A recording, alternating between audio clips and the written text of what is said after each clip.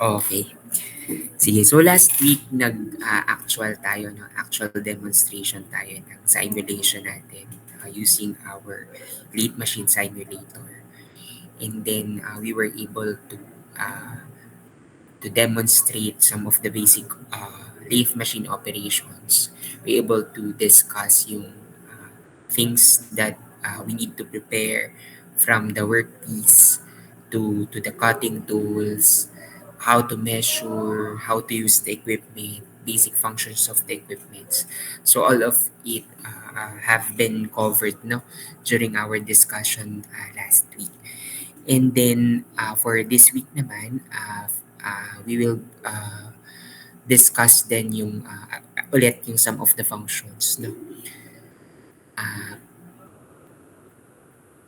Yun, some of the functions ng beat machine natin para lang alam na alam niyo na. So, during our first week, no, or I think first week or second week ng discussion natin, punta tayo with the machine shop talaga na to see kung ano yung actual na lathe machine natin. And kung titingnan naman natin yung some of the components here in the simulator, almost the same naman. Ano. Ito yung kinover natin. Yung lathe machine natin was covered ng laboratory exercise, laboratory report 1 and laboratory report 2 natin. Ano. So originally, itong lathe machine natin talaga should be on our first half. So this should be covered sa midterm supposedly natin, but I opt na ilagay siya sa midterms, no, and sinama ko siya sa finals kasi yung final output natin would be yung lathe machine pa din. So para mas mahaba lang yung time natin na makapagawa tayo ng final project to complete yung laboratory 5 and 6 natin. Sinama ko na siya sa midterms exam natin, sa final exam natin. Ano? Sige. So, ayun, I think yun, need yung bumawi ano, sa finals natin. Since I think hindi tayo at least naka 50% with some of the class, parang wala sa 50% yung able to at least meet yung 60 over 100 requirement natin for the midterms exam. Ano. But ayun, again, halos ibinibigay ko naman na yung things to study nyo. So, basahin nyo na lang. Ano. Sige, start tayo. No? So, yung lathe machine natin, usually siya ay hinahati into 6 sections. So, ano yung 6 sections na yun? So, yung first section natin is yung bed. Yung bed is wherein most of the, not most, but all of the parts, important parts of the lathe machine ay attached to it. And yung headstock, ayan, yung headstock natin, yung tailstock, yung carriage, ayan, yung mga feed mechanism natin, ayan, yung mga feed mechanisms and thread cutting mechanisms are all attached to bed. So, if hinati natin yung 37 main components that was on your screen, shown on your screen, we can subdivide it into 6 categories or sections. So let's discuss, let's run through yung some of the parts, no, and discuss na din tayo as we go through. So kung titingnan nyo yung first section natin, yung first 1 to 8, yung from gearbox to chuck jaw set, ayan. So makikita nyo dito, sabi dito yung 1 is yung gearbox, yung 2 is yung spindle speed setting handle, yung 3 natin is yung thread pitch setting handle, 5 natin is yung spindle speed range, 6 natin yung is yung lathe chuck and yung chuck jaw set. Ano? So i-run through natin kung ano ba yun dyan sa sa equipment natin. Ano? Sige. Wait lang for a while.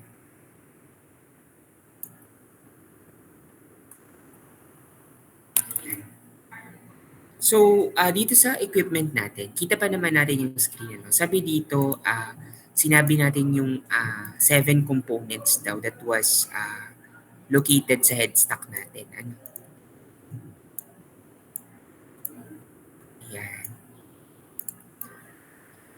So sa loob nito, meron tayong gears. So it is composed of drive and driven gears. So yung drive and driven, meron siyang tig-tatlong speed, no? So tig-tatlong speed that could na pwede nating i-adjust. So that's why anim yung speed na pwede nating i-consider dito, no?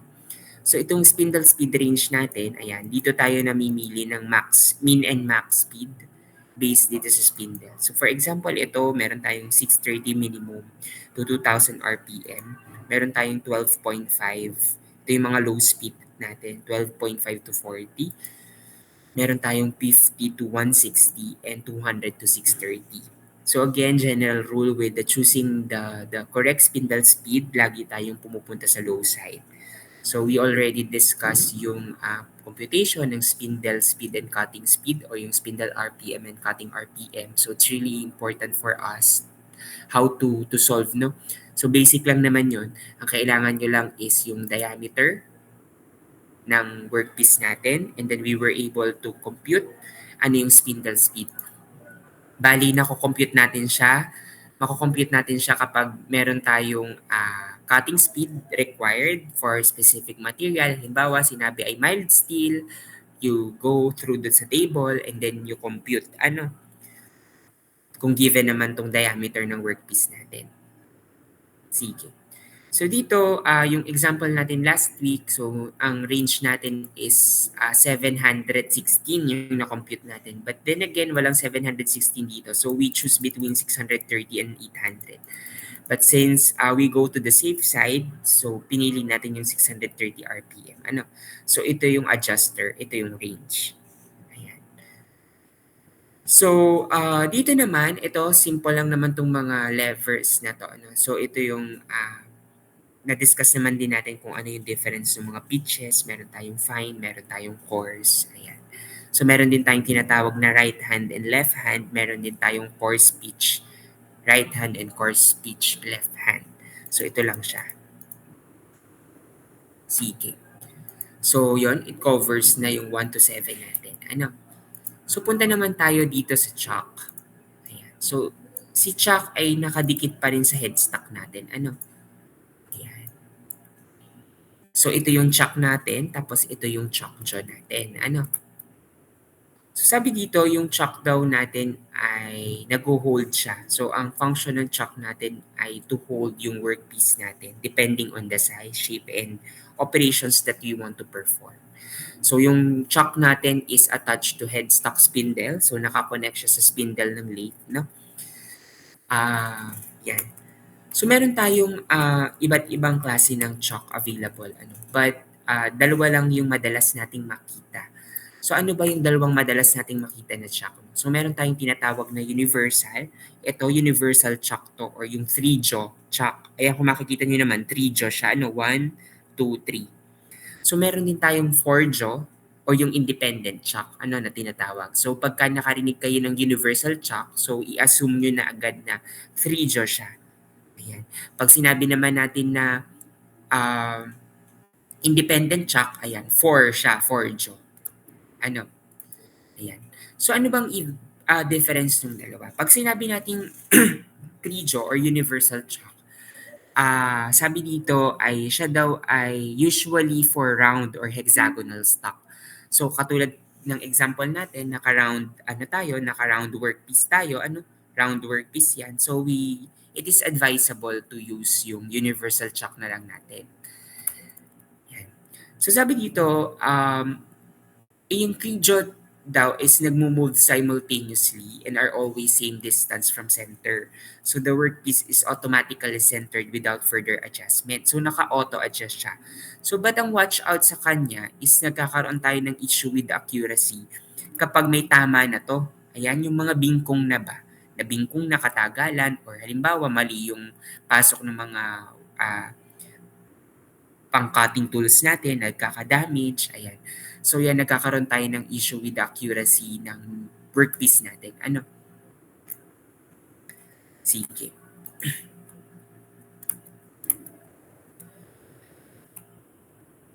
So, some of the watch-outs or pointers sa paggamit ng chalk. So, sabi dito, keep the chalk clean, huwag daw maggamit ng excessive oil, remove the live center, Ayan, pag sinabi nating live center, discuss din natin what is the difference of live center and dead center mamaya. We should clean the face of the shoulder, place a few drops of oil. So, kailangan may lubricant pala yung mga threaded part ng spindle nose.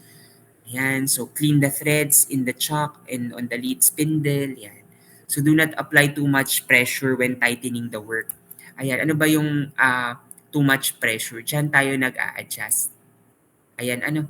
Yan, may mga hexagonal wrench tayo na ginagamit to lock ito, no? Yan, para ma-hold natin yung workpiece natin. Yan. Sabi, small diameter work should not project more than 4 or 5 times the workpiece diameter from the jaws. So cut should be short and light. So heavy cutting pressures often cause the work to spring out and riddle the tool. So long work should be supported by the tailstock center, a steady rest or a follower rest. Ayan. So never use an air hose to clean a chock and never leave the chock wrench in the work. Ayan. So hindi daw tayo na gagamit ng air hose. So bakit kaya hindi tayo gumagamit ng air hose pag naglilinis tayo ng chock?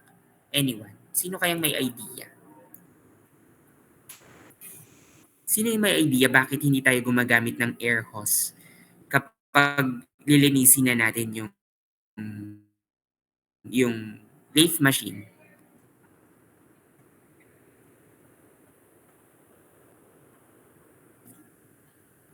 Sige, dahil absent ka, Riel, last week. Bakit kaya? May idea ka bakit kaya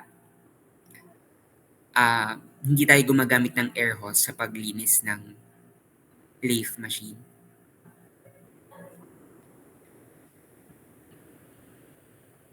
Sir, Hello? try lang po. Ah, Pagkakano kasi po, baka po ma-damage po yung iba pong mga gears. sige, nice try. Tama rin yun. Ano, we are avoiding contamination. Ano, possible din ngayon na may mga gears that could be affected. But one of the main reason, aside sa may contaminant siya ng mga metal, ano, yung mga pinagtabasan natin, safety issue yung gusto nating i-eliminate. Kasi once na mag-blow tayo ng air dyan, pwedeng tumama sa mata natin, ano, yung mga flying debris. So, yun, yung one of the reason why hindi tayo gumagamit ng panghangin ay yun, yung safety risk. Sunod lang yung mga contamination of some of the parts, no, ng equipment. Sige, thank you. So, ayun. So, move tayo sa chalk natin. Ano? So, move tayo with the succeeding parts. So, ito naman, meron tayong carriage. Yung carriage natin, it covers itong 9 up to dito sa 20. 20 ano? So, 9 to 20. So, sa 9 to 20 natin, meron tayong, 8 to 20. So, yan yung carriage natin. Ano? So, sa carriage natin, diyan nakadikit yung most of the feed and thread cutting mechanism. Diyan natin makikita yung apron natin. Ayan. So parang ito yung isa din sa buhay, ano, aside from headstock. Isa ito sa mga pinaka-important function ng lathe machine natin. Example lang ng coolant. Ano, yan yung coolant natin. Ano, sabi dito, do not apply too much coolant. Kaya as much as possible, medyo nilalayo natin siya. Ano, idinidikit natin siya doon sa mismong pag nagtatama na yung ano natin, pang-cut natin, ano, yung cutting tool natin. So, nakakabit din itong coolant natin sa carriage. Tapos, kapag nagamit ka ng coolant, dito kasi naka-button, ano. So, ang coolant naman natin, usually, may levers yan. Ayan, kung makikita nyo yung naibo. Ayan, dyan lang yung on-off lever niya.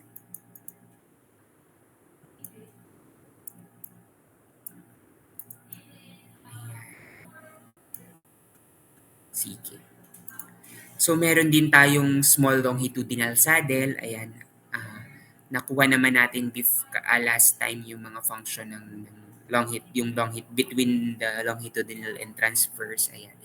May mga swivel bearings tayo, transverse saddle, longitudinal saddle. Ito yung lathe apron natin. Meron tayong saddle manual travel hand wheel, meron tayong transversal feed limb. Ayan. So, tingnan natin yan. So, pag sinabi nating longitudinal feed limb, ayan, i-zoom natin. On natin yung machine then. Wait lang. Ayan, naibo na yung mga yung mga hand wheels natin. Ayan. So, ayan. So, usually naman, ayan.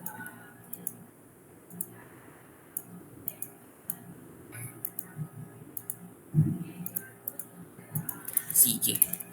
So, yung sa carriage natin, dito nyo din makikita yung apron. Yung apron natin is, sabi dito, bolted to the front of the saddle. So, the apron houses the gears and control. So, ayan.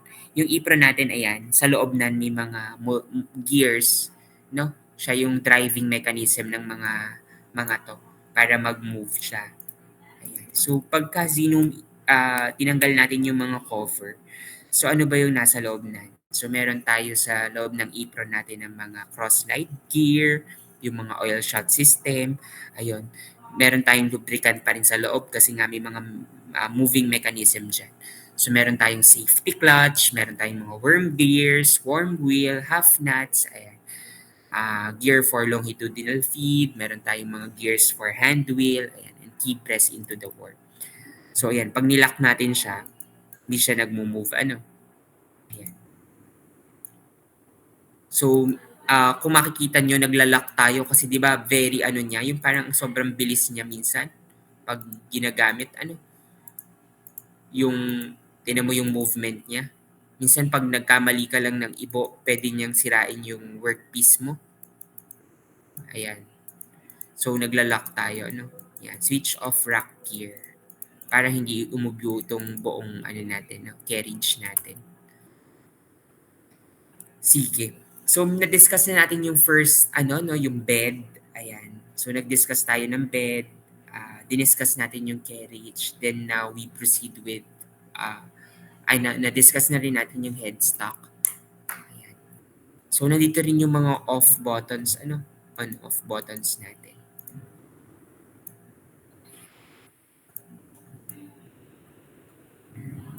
Sige.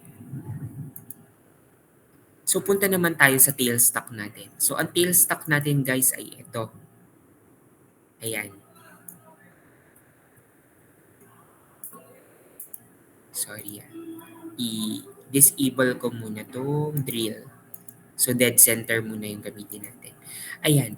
So, kanina diniscuss natin what are the difference ng dead center and live center. Pag narinig nyo yung term. So, basically, simple lang naman siya. Yung live center natin is moving and rotating while yung dead center natin is stationary. Hindi siya naiibo-ibo. Usually, ito yung naibo dyan. Ayan. Pero ito, since dead center siya, so let's assume na this is a stationary. Sige. So, run through natin, kung ano yung tailstock natin. Ayan. Sabi dito, ang tailstock daw is start from 30 to, I think, 36, no? So, ayan. So, yung 36 natin, it is a power cabinet wherein all the gears, all the power supply ay nandiyan sa loob. Ayan, yung 34 natin, yung dead center natin.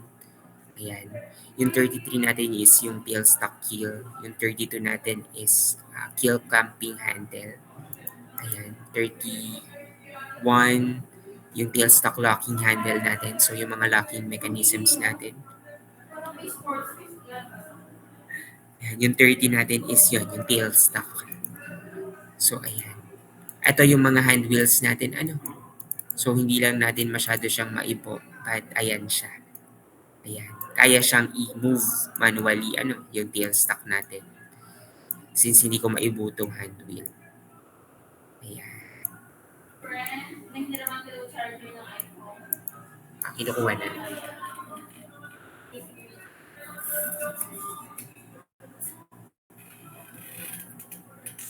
Thank you, Cam. Ayan. So, yung mga lead centers natin, example lang yung live and dead. Ano? So, it can be classified into different kind of lead centers pa din. So, pag sinabi natin kasing yun nga, yung difference lang ng live and dead is yun binanggit ko. The live is rotating while the dead center is stationary. But we have different kind of lead centers pa rin. Ano? Meron tayong standard lead center. Ayan, pag sinabi nating standard lead center, ayan yung standard natin. So, meron tayong 60 degrees dyan na parang conical shape. So, pag nakakita kayo ng ganyan at tinanong, anong klaseng lead center yan? So, check nyo muna kung moving siya. No? Tapos kung hindi, then you can say that that is a dead center. And then pag nakita nyo na conical siya and pointed shape na ganun, so yan ang tinatawag natin na standard late center. No? Meron siyang 60 degrees cone. But meron pa rin tayong mga other late centers available, yung mga bullhead, yung para bang pyramid style na ano, yung mga pipe head, bullhead, ayan. So that's one of the mga lead centers available din. Ano. And then meron din tayong mga female center na tinatawag. Most likely parang ganito lang din naman siya pero flat naman yung dulo. So female center yung tawag sa kanya. Then meron din tayong ball center. Yung ball center naman natin, yung dulo niya parang may marble sa dulo or bilog. So ball center yon. Ano? Sige. So let's proceed. So punta naman tayo dito with the headstock pa din. Ano? Or ito ng feedbacks na natin or yung feedbacks. Ayan. Ito yung feedbacks. No? So from 21 to ano, which is also attached dun sa headstock natin. Ano. So, na-discuss rin naman natin last time yung basic function nito. Ayan. So, wait lang. Zoom out ko lang.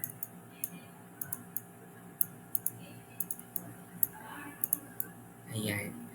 So, nasaan yung 21? Yung 21 natin is yung feedbacks. Ayan. Nandyan yung mga gears natin inside. Meron tayong operation mode handle, yung 22 natin. Ano yung operations that you want. Then, meron tayong 23, yung feed selector natin. Ito po yung ano yung sinet natin for transverse and longitudinal. Ayan, dito natin kinukuha sa feed selector natin. Ano. And then meron tayong 24, yung spindle rotation control. So yung movement nito is to nagdidikta dito sa chuck natin, dito sa headstock spindle natin kung siya ay mag-move ng counter and clockwise mode. Ano. Ayan. So, yung 25 natin, yung lead screw natin, ayan. Ayan, connected yan. Isang lead screw. Yung 26 natin is yung lead shaft. And yung 27 natin is yung mechanical feed joystick. Ayan. So, kapag tinignan natin yung basic function nan, so ito yung sinasabi natin na selector, yung mode selector, yung operation selector. Ayan. So, dito tayo namimili kung feed gears ba, metric gear, module gear, ayan. Kung inch thread gears ba, ayan. Or yung feed gear na 42:50. So, base sa requirement ng gusto natin i-achieve. Also, ito naman yung pag gusto natin i-lock and i-open yung feed natin. So, pag yan ay naka-lock, so hindi tayo makakapag-select. So, pag naman ito ay naka-open, no? So, we were able to select yung speed natin. Makikita niyo yung itim na ipo. Ayan. Sige. Ayan. So, for example, ang nakaraan, so lock muna natin. Lipat tayo. So, hanapin natin, for example, yung requirement natin is 0.52. So, hanapin mo lang siya kung nasaan yung 0.52. And then, ayan, tapat mo lang siya. Ma-achieve na natin yung 0.52 natin na longitudinal. Again, yung transversal feed natin is 0.5 or half of the longitudinal feed natin. Ano?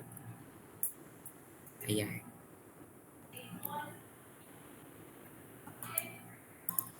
Sige. And then, as we run through itong mga na to, ito yung tawag natin dito is nga to? Spindle speed selector, spindle speed selector. So ito yung nagdidikta kung ang movement ng machine natin is yan, counter or clockwise. So ibuin mo lang yung levers, yan, umiibo na siya. So push, counter, hila to gitna, middle is stop, and then pull is clockwise operations. Ayan. Sige. So ngayon, kapag some of the cases na wala, minsan hindi tayo gumagamit ng shock, gumagamit lang tayo ng mga faceplates, mandrel, ayan, para minsan may mga certain tayo na hindi na kailangan ng shock, yung halimbawa magbubutas tayo halimbawa ng mga piping. So parang ayan, meron tayong mga holding and driving mechanisms, no, na pwede rin ginagamit aside from shock. So ayan, yung driving mechanism natin is connected sa headstock spindle natin. So usually, ito yung pinapalitan natin. May mga pinapalit tayo dyan ng mga faceplates. Ayan, isinalagay natin yung mga lead center dito, yung mga leaf dogs and mandrels. Ayan, minsan ipinapalit natin siya dito sa chuck natin. And sabi doon ay those are the devices na ginagamit natin to hold the workpiece. So hindi lang tayo limited to chuck.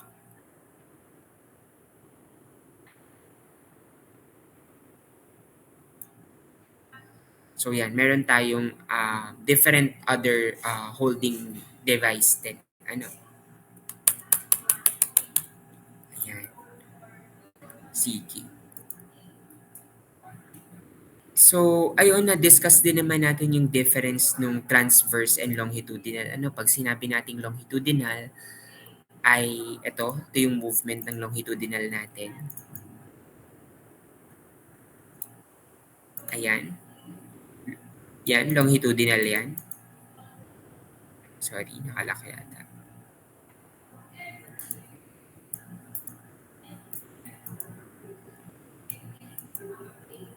Mm-hmm.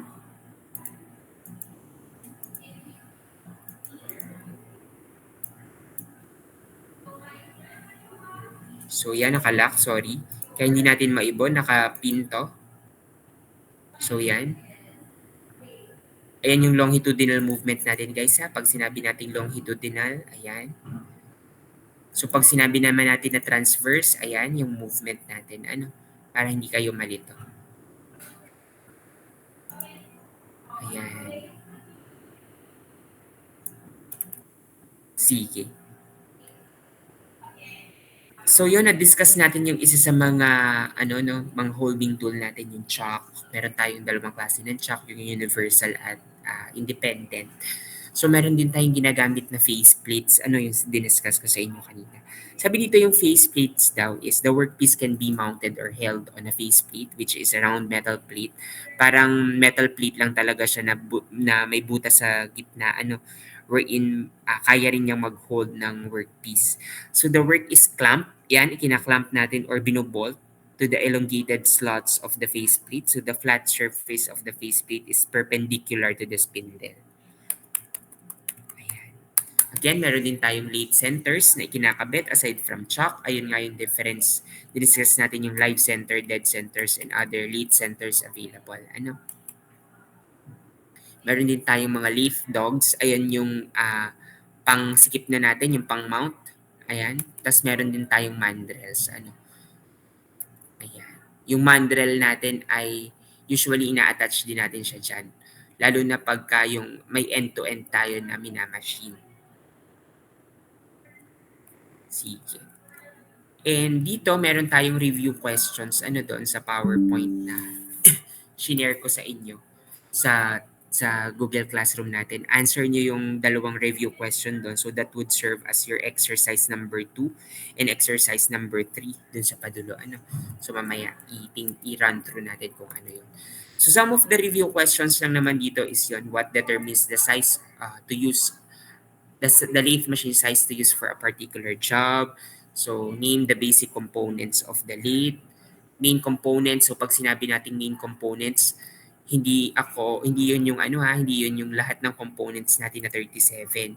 So ang main components natin is composed of 6 lang. So yung bed, yung headstock, yung tailstock, yung carriage, yung feed, feed mechanism and thread cutting mechanism. So that are the main components of our ano. So wag niyo nang i-run through lahat, no? Kasi na-discuss naman na to during laboratory report 1. So yan, nakalagay lang din dito, the engine blade produce cutting action by workpiece against the edge of the cutting tool, what the swing means, yan, and so on. So it composed of 15 questions lang naman. Ano? Sige. So for identify the following, so yan. So you discuss lang yung tool rest, ano yung apron, ayan. So you just give us basic discussion no, sa identify the following. Ayan.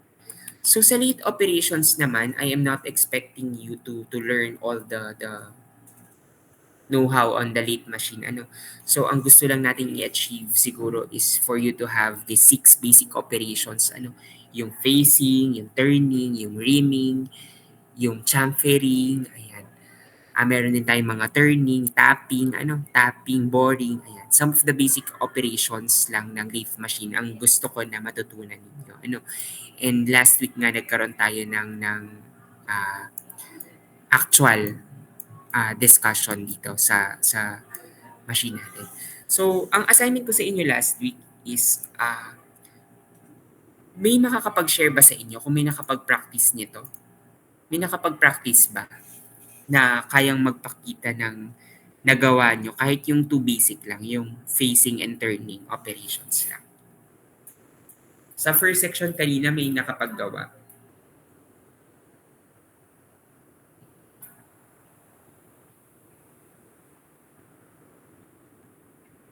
Meron? Anyone? Huwag nang mahiya, pwedeng mag-share yung nakagawa ng nakapag-try, at least try.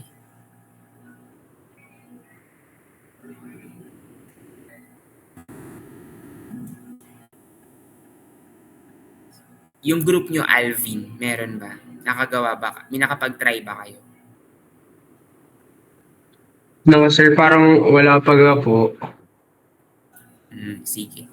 So, ayun, mag-start na kayo kahit yung mga basic operations lang. Kasi laboratory 4 and 5, laboratory 5 and 6 natin. Yung laboratory 5 natin is, gusto ko lang makita yung per process. So, from preparation, prepare natin yung machine. Yung ginawa natin last time, prepare natin yung machine. Prepare natin yung workpiece. And screenshot nyo lang So pag sinabi nating workpiece, ayan, screenshot nyo lang to. Then ilagay nyo sa report.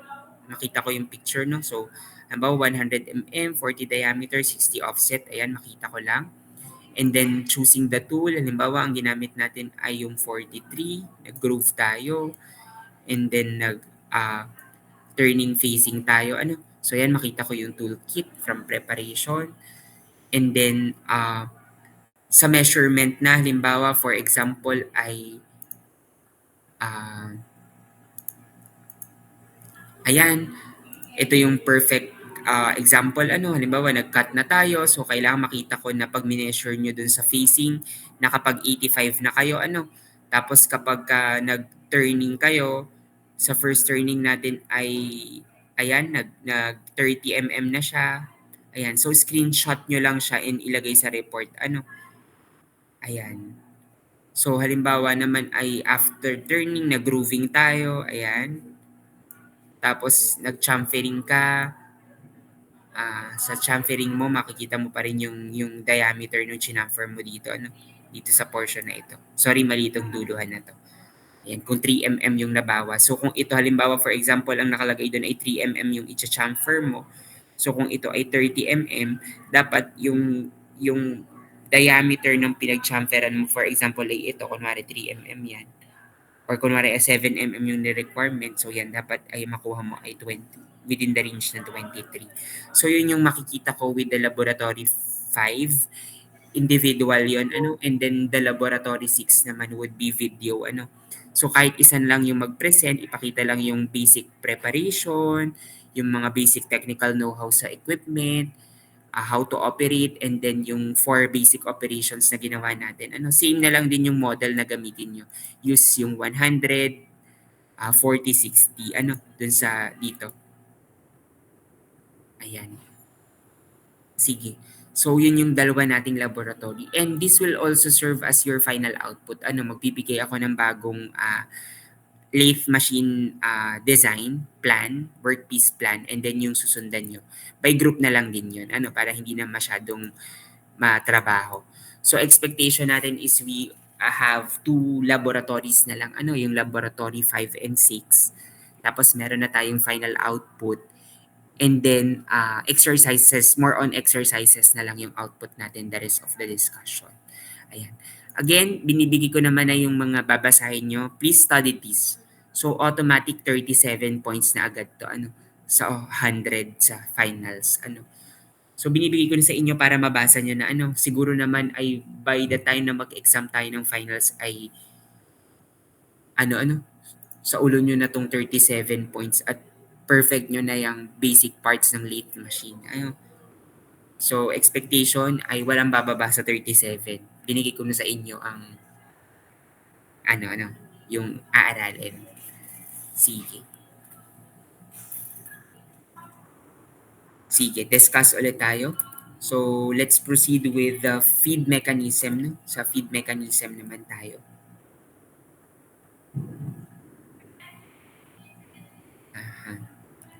For a while. Ayan. So, sa feed and thread cutting mechanism natin. Ayan. So, ito pala is hindi siya part ng parang naka-attach siya sa headstock. Pero ito ay ang tawag dito is feed and cutting mechanism.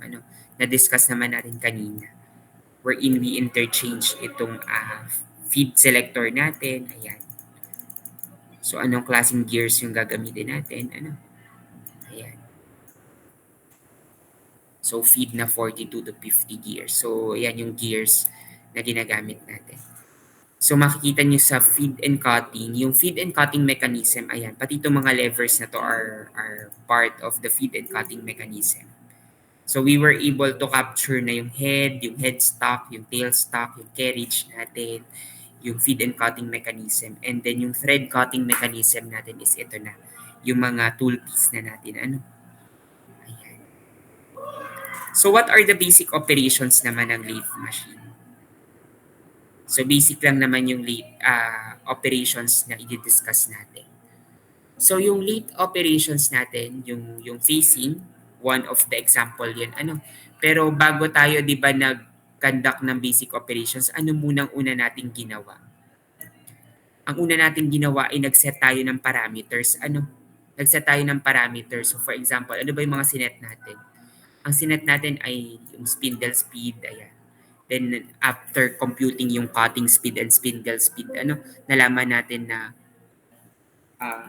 630 lang yung pwede kasi we always go with the low side. Yun yung general rule natin is to always go to the low side. Hindi tayo pumupunta sa high side ng 800. So, kung ang na-compute natin ay 750, parang we should go pa rin sa 630. Tsaka tayo magpupunta sa 800 para lang makapag-adjust tayo lagi. Ayan. Sige.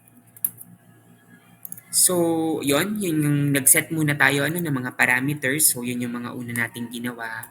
Hindi ko na i-run through yung formula because we all know na naman how to compute since that is already included with your midterms exam. So, hindi ko na siya i-discuss.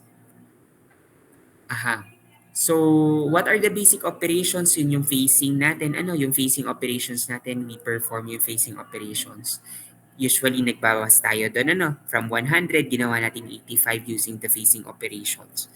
So, sabi dito, the cutting edge of the facing tool should be set within the point of the tool slightly toward the work. So, lagi tayong slightly. Yun yung sinasabi natin na, di ba, nung nag-practice tayo ay, dahan-dahan. Di ba? Yung parang, hindi natin isinasagad agad. Ayan, dinadahan-dahan natin yung pagkagat. So, pinapatama natin siya, di ba? Para hindi natin ma-damage completely agad itong ating workpiece. So, ang ginagawa natin ay ina-adjust natin dahan-dahan. Ayan. Tapos, pag tumama na siya, ayan, doon tayo adjust na lang unti-unti dito sa mga hand wheels natin. Kung ano yung requirement natin. Ayan. So, ginawa din natin yung turning operations natin. Ano yung turning operations naman natin usually use kapag meron tayong gustong i-achieve na specific diameter. So, for example, from 40 mm, gusto natin na magbawas to specific diameter natin na 30 mm. So, ayan yung mga usually natin na ginagawa. So yun, yung example ng turning operations. And I think na-visualize yun na kasi ginawa na natin siya last week. Ayan. Some of the basic operations then is yung aside from facing and turning, meron din tayong other operations such as drilling. So, ayan, gawa lang tayo ng bagong workpiece. And then, kaya nating mag-function ng drill dito. So, for example, ang gusto natin ay 12 mm chuck yung gagamitin natin na drill bit. So, kung magdi-drill naman tayo, halimbawa gusto nating magbutas, ayan. So, meron na tayong drill, ayan. So, ilapit lang natin tong tailstock natin, naka-attach siya sa tailstock. Ayan, ito pagalawin lang natin, i-move natin ng konti. Ayan. So, wala naman tayong so, ayan.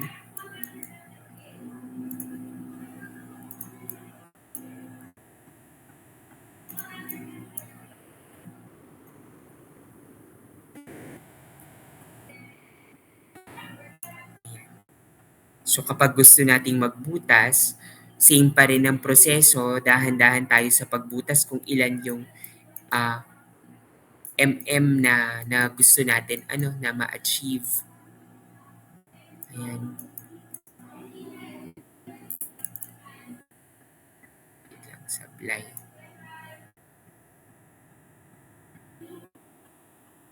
So hindi siya nakakalibrate. Kaya hindi natin ma-move. Anyway, pakita natin yung pag-drill natin for a while.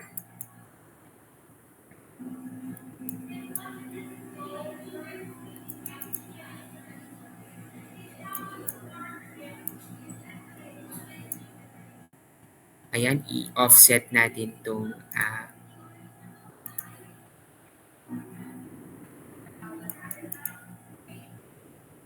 hindi siya namamatay.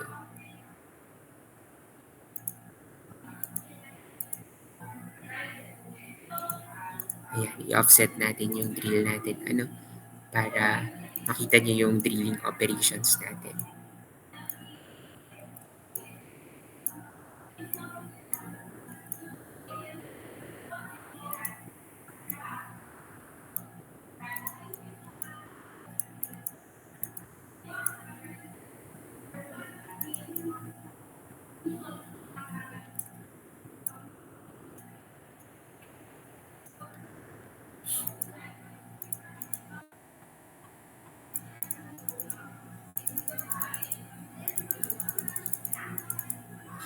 Yan.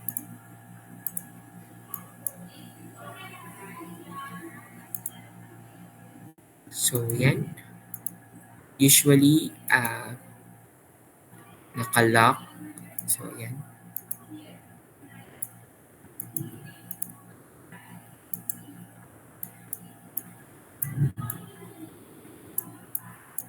Sorry guys, hindi ko maibo. Hanap tayo ng iba pang workpiece. Ayan. So, ayan guys, na natin, matatagalan tayo pag trinay natin. But, ayan lang yung pag-change ng natin, ng drill natin. Ayan. So, bulang na rin siya manually para medyo lumapit. Ayan. So, we could change naman the RPM, for example. Ayan.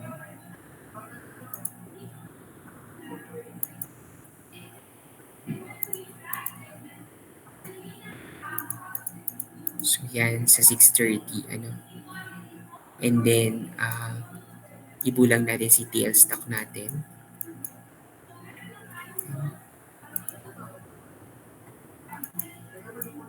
Yan.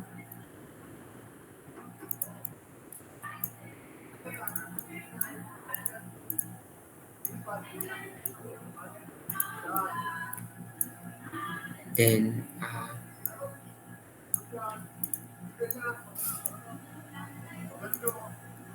open natin, ano. Tapos, pwede naman tayong mag-adjust pa.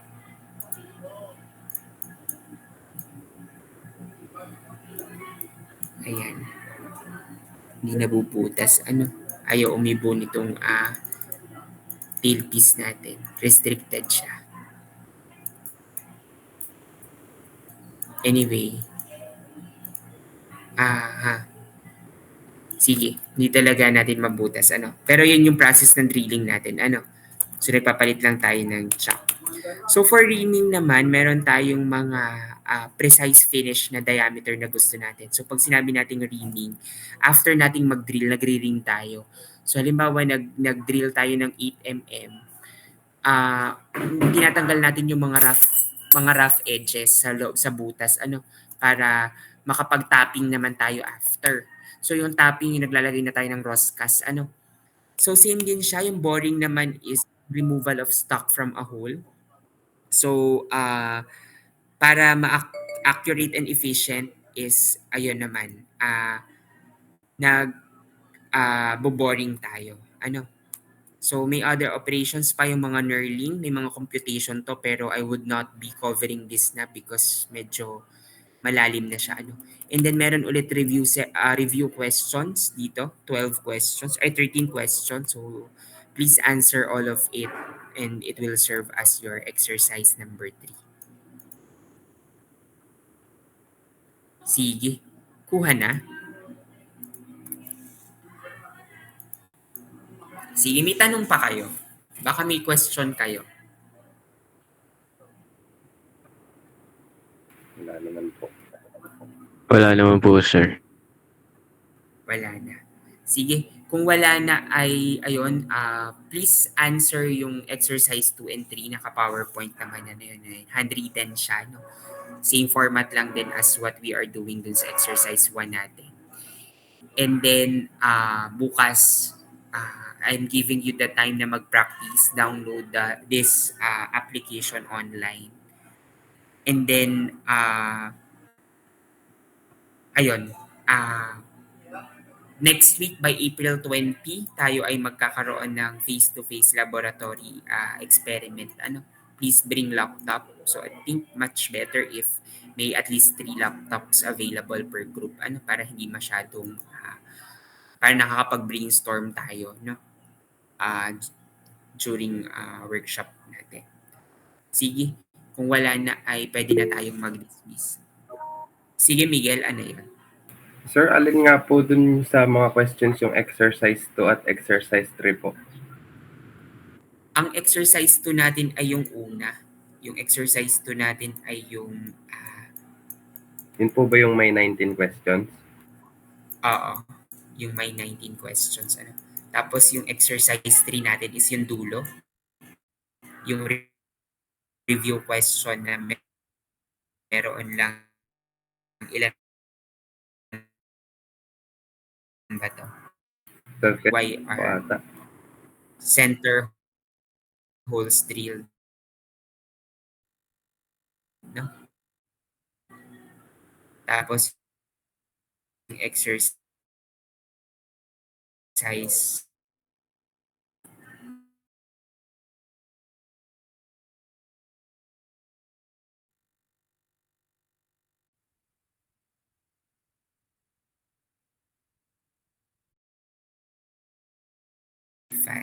yung what determines the lead size, yung exercise 2 natin. Tapos yung exercise 3 natin is yung 20 questions, yung why are center holes drilled, tapos yung end is yung what does the term taper per foot mean. Yan lang. Sige, okay na? Opo. Sige, kung wala naman na ay, may event ba kayo today? Ngayon ba yung event nyo? Hindi naman. Baka Hindi po. matapat yan sa face-to-face natin. Ha? So, April 20, those students na hindi nakapag-take ng exam, mag-exam na kayo ng April 20, pinagsasubmit na kami by Wednesday ng grades nyo. So, ang ipapasa ko pa lang ay yung mga nakapag-exam at yung mga nagpapasa ng mga exercises. The rest ay ibablanko ko na pag wala talagang ipinasa. I mean, yung hindi yung exam yung exercises na lang. Yung exam naman, pwede naman kayong humabol by next week, April 20. Face-to-face naman tayo nito. Hanap na lang tayo ng room kasi naka-TBA pa rin kayo sa schedule natin. Sige, kung wala na ay pwede na tayong mag-dismiss.